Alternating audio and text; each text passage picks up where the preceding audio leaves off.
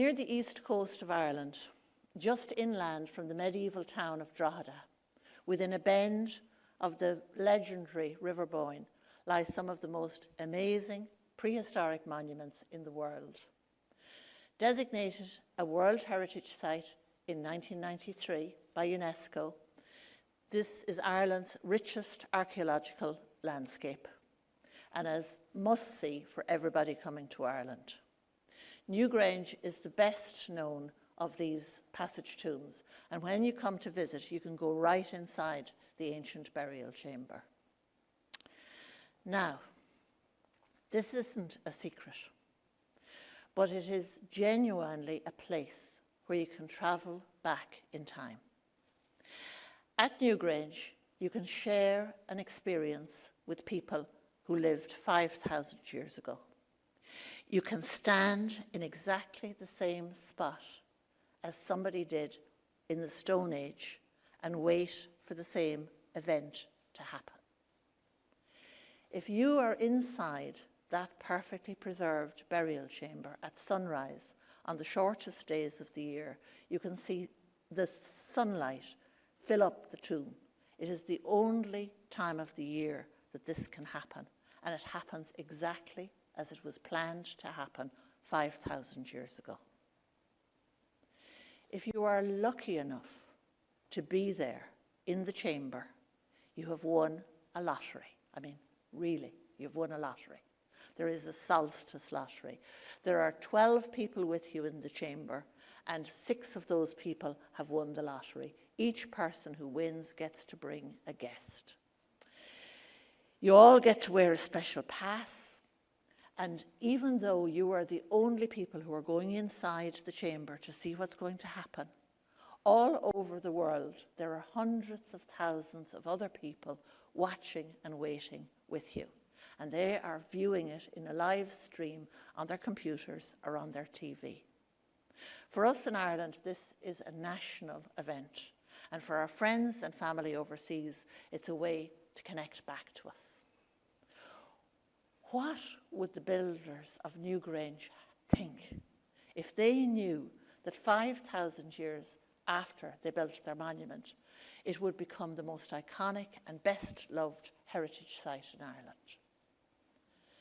When the lottery winners arrive at the site for dawn on December 21st, there are hundreds of people on the outside.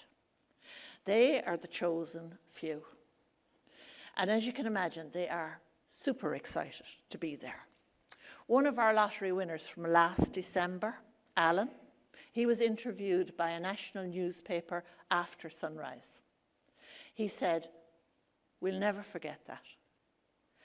A sliver of light came through, but that's all we wanted. We sang and we told stories. It was a very spiritual experience.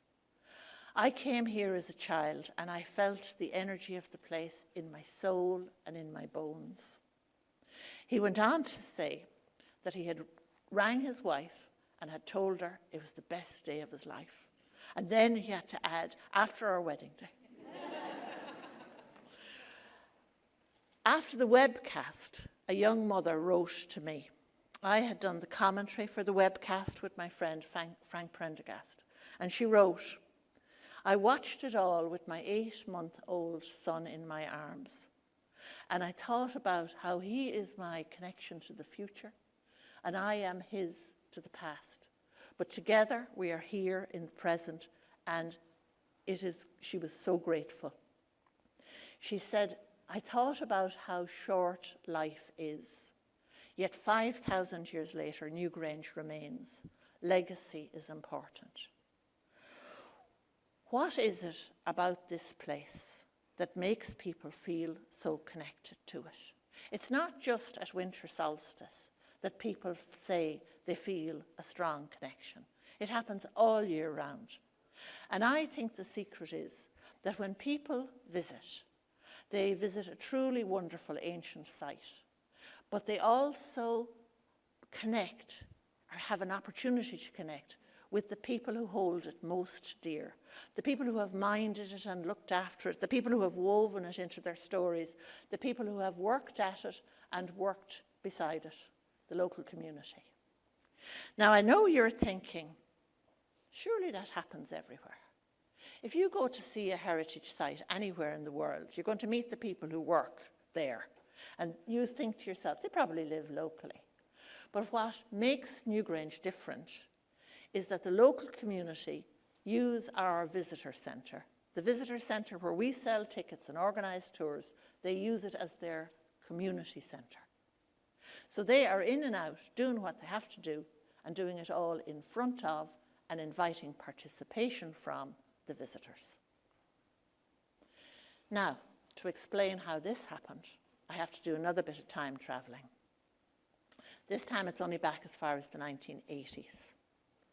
It became apparent to the authorities who protect ancient monuments in the 1980s that Newgrange was under tremendous pressure in the summertime.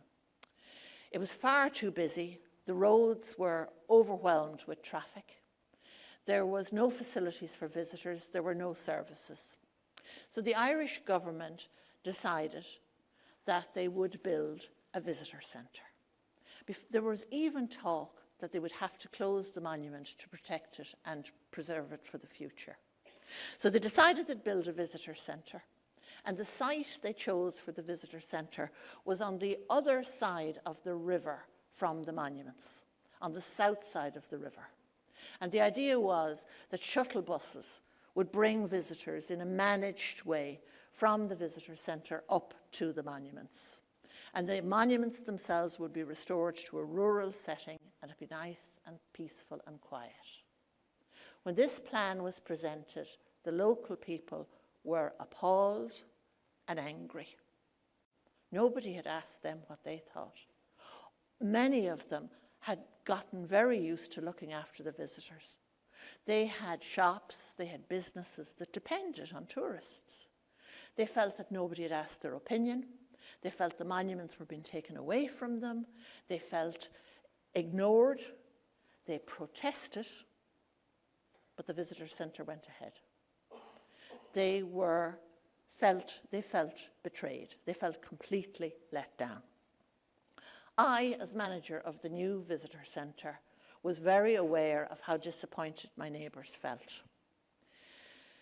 I knew that some of the craft shops beside the monuments were going to close, or were under pressure anyway. So I had this idea that I would get the buses that were bringing the visitors up to the monuments to stop outside the craft shops, to encourage visitors to go in and buy something. But nobody got off the buses. It was like an embarrassing hard sell. Then I had the idea that if I couldn't bring the visitors to the craft shops, I'd bring the craft workers into the centre. So we made space, the brand new visitor centre, made space, took out tables, took out chairs. We developed a rota, criteria, and they made crafts there in the visitor centre. They were absolutely fantastic. Not only were they great craft workers, they were great ambassadors for the Boyne Valley. And for the visitors, they were able to buy a unique, handmade souvenir of their visit from somebody they felt they had a connection to, somebody they had a conversation with. And I thought to myself, there's something in this. I can make this work for everyone. At Christmas time that first year, I invited the local seniors into the centre for a party. Why not? They had a Christmas festive lunch, and the afternoon was to be spent singing and dancing and generally having fun. We had a master of ceremonies to keep us all in line. Everybody had their party piece. Now, can you imagine being a visitor and coming to Newgrange on a dark December day? You go downstairs into the cafe, and there's bedlam. There's people singing and dancing and having great fun. They are only too delighted to have somebody new to talk to, somebody new to dance with, and the MC for that first year's party was so thrilled with the fun they had with the visitors that he asked, could we have a party for St. Patrick's Day? And that was such a success that St. Patrick himself arrived. We have an examination system in Ireland called the Leaving Cert. It's a stressful time for our 17, 18-year-olds. There's almost always an exam question on Newgrange in the history of art exam. And I thought, wouldn't it be great if our local children excelled, took advantage of the fact that they lived beside the monuments and excelled at that one question. So I spoke to the teachers and we decided that the best way forward was to have an exhibition of the students' art. On the night of the opening of the art exhibitions, the paintings would be on the wall. All the families and friends would gather to praise the young artists who did wonderful work. We're so proud of them. They're very talented. But more importantly, for weeks afterwards, these pictures were on the walls of the visitor centre. And visitors coming in could admire the work. And it added a whole new level of interpretation. But not only that, it showed visitors how our young people felt about these places. As time went on, though, I began to think, I'm going to run out of ideas. I can't keep coming up with new ideas to involve the local community. But I needn't have worried, because as soon as we got started, the ideas started coming in, and they had far superior plans than I ever had. And they came to me with ideas rather than the other way around. The visitor centre, though, brought more than opportunities to sell crafts and show paintings. It brought year-round full-time employment to our rural area. Before the visitor centre opened, we had 4 full-time jobs. After the visitor centre opened, we had over 40 full-time year-round jobs.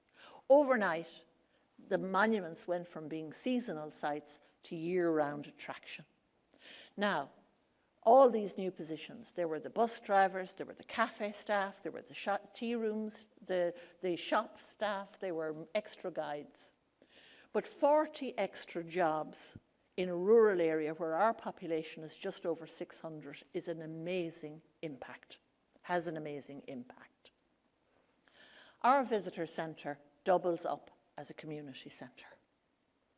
The local scout group comes in for the investiture of new scouts. The local football team comes into the centre when we win big to hand out the medals. The local school holds their Christmas play in the visitor centre, and for one night only, the place is full of angels and shepherds and proud families. And if we go back to the winter solstice, you remember I said they won a lottery? Well, those winning entries were pulled out of almost 30,000 other applications by children from the local schools who are so excited by the immense power that they have that most of them cannot sleep the night before. We host talks and lectures to talk about new archaeological discoveries. We now have a complete section in our new exhibition dedicated to the contribution of the local community to the excavations. And because our neighbours feel appreciated and involved, they care. Heritage sites can bring communities together. They can introduce us to new people. They can contribute to our well-being, and they are the building blocks for sustainable development. Whether in the countryside or in the city, if more tourist centres opened their doors to the local communities, everyone would benefit, visitors and the local community.